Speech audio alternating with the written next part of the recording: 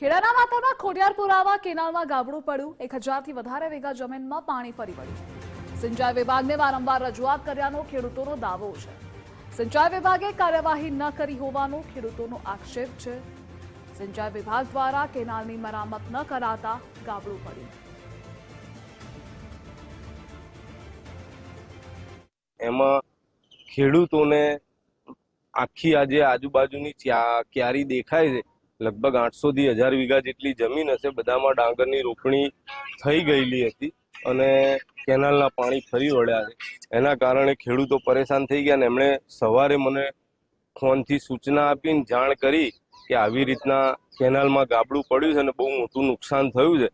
એટલે તાત્કાલિક સવારમાં અમે આવી ગયા છીએ અહીં આગળ ને બધા અધિકારીઓ, ગ્રામ સેવક, તલાટી અને કેનાલ ખાતાના ડી ને બધાને સૂચના અને જાણ કરી દીધી છે।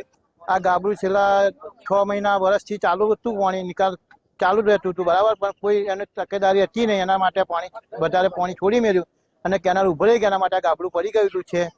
અને કાલે સાંજે મારી જમીન જોડે જ છે, કેનાલની જોડે જ, મારી ગંડાળા જોડે ગાબડું છે, તે પાણી નીકળતું હતું। મને શક્યતા એવી થઈ, હું મારા મજૂર ડોંગર ઉપર લાવેલો છું, મજૂરે કહ્યું કે પાણી કેનાલ તૂટી છે બરાબર। એટલે હું એલો જોવા ગયો, મારા ખેતરમાં ગાબડું પડ્યું, પણ મારા ખેતરમાં નથી પડ્યું, મારા બાપાના છોકરાના ખેતરમાં ગાબડું પડેલું છે।